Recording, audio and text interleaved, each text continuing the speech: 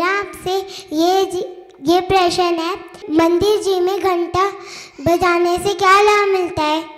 मंदिर में घंटा इसलिए बजाते हैं कि तुम्हारी नींद लग जाए तो तुम्हारी नींद उड़ जाए, तो मंदिर की याद आ जाए, अरे आज तो हम कहाँ नहीं गए, आज तो मंदिर छूट गया। बहुत सोती हो ना, तो यहाँ के लोग घंटे बजा के तुमको उठा देते हैं, मम्मी मंदिर का टाइम हो गया है, मंदिर का समय हो गया है, और हमको कहाँ ले चलो, मंदिर ले चलो।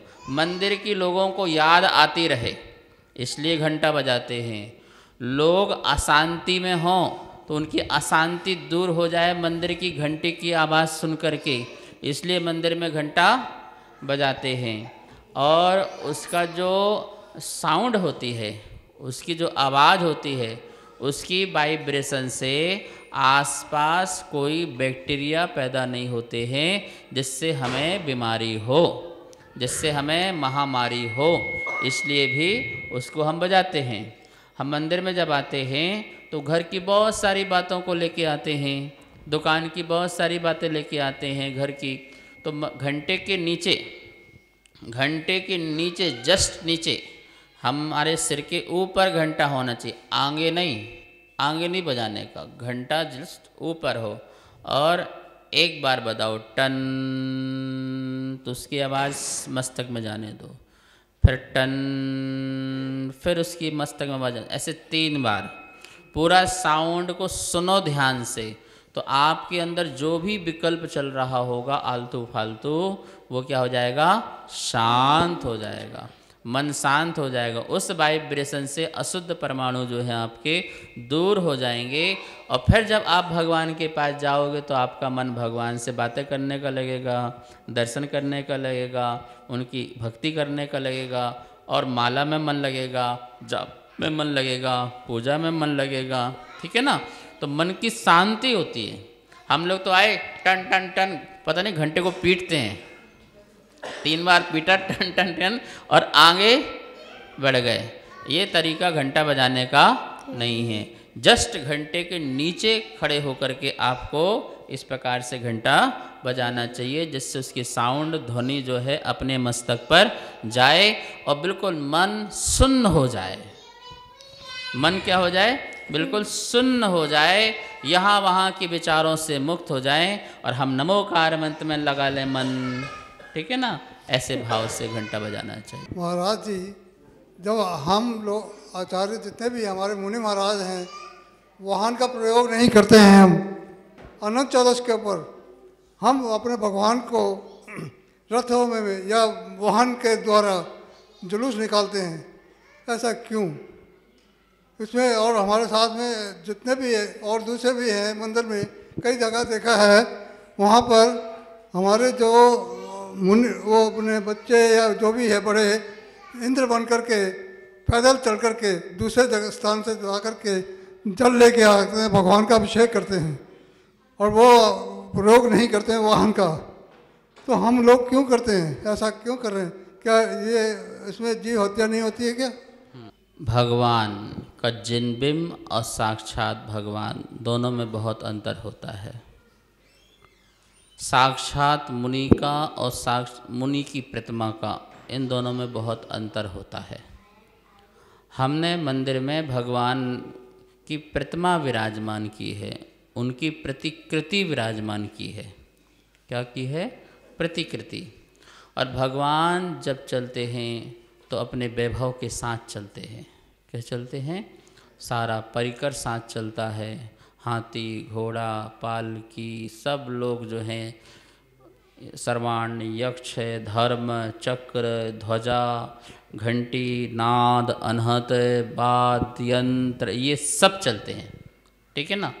तो प्रभु जी को हम जो है रथ में सवार करते हैं। किस में करते हैं?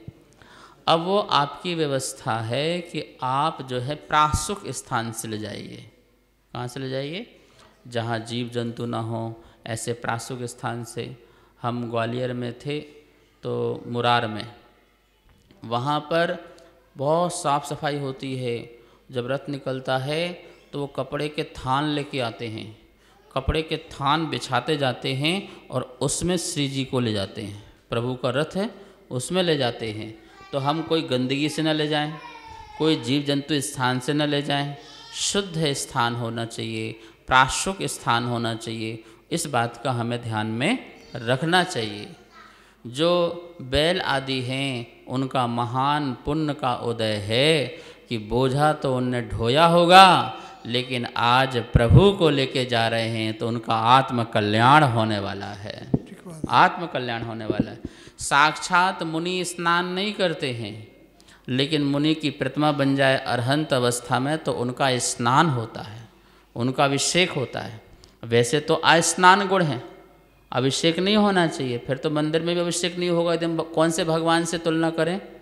साक्षात भगवान से तुलना करें। 9 देवता होते हैं ना, कौन कौन से होते हैं?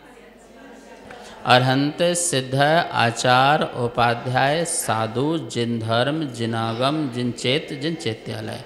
अब जिन चेत अलग है और अरहंत, सिद्धाचार, उपाध्याय, साधु अलग हैं। अरहंत, सिद्धाचार, उपाध्याय, साधु बिल्कुल जो लाइव जीवन है वो है, जैसे अभी महाराज जी हैं, अरहंत भगवान का समोषण लगा है वो हैं। और इन 5 परमेष्टि की प्रतिमा बना दी जाए तो वो जिन चैत्य कहलाएंगे। वो क्या कहलाएगा? बोलो, जिन चैत्य। और वो जिन चैत्य जहाँ विराजमान होगा वो कहलाएगा जिन चैत्यालय। क्या कहलाएगा वो? चैत्यालय। तो हम जिन चैत्य का अभिषेक करते हैं, ना कि अरहंत, सिद्धाचार, उपाध्याय, साधु का नहीं करते हैं। किसका करते हैं? बोलो बोलो, जिन चैत्य का अभिषेक करते हैं। ऐसे ही हम धर्म की प्रभावना के लिए प्रभु को वर्ष में 1 बार 2 बार कहाँ ले जाते हैं? नगर फेरी में ले जाते हैं, नगर भ्रमण में ले जाते हैं। कोई भूलवश इस धर्म से च्युत हो गया हो तो उसे याद आ जाए, भगवान की छवि को देख करके उसे याद आ जाए, और याद आकर के ओहो ऐसे प्रभु के दर्शन तो हमने किए थे और हम भूलवश कुछ कर नहीं पाए, उसे सम्यक दर्शन की प्राप्ति हो जाए। क्या हो जाए? भूले भटके जो लोग हैं उन्हें सम्यक दर्शन की प्राप्ति हो जाए। इस उद्देश्य से प्रभु को जो है अच्छे से ठाट बाट से ले जाया जाता है। कैसे? बोलो, ठाट बाट से। धर्मचक्र, ध्वजा, वाद्य यंत्र और भेरी तांडव नृत्य सब होते हुए, और प्रभु जी जो है रथ में हुए सवार, नगाड़ा, बस धर्म की प्रभावना होती है। ठीक है। कार्यक्रम अगमधारा के पुण्यार्जक थे श्री दिगंबर जैन मंदिर, लोधी कॉलोनी, दिल्ली।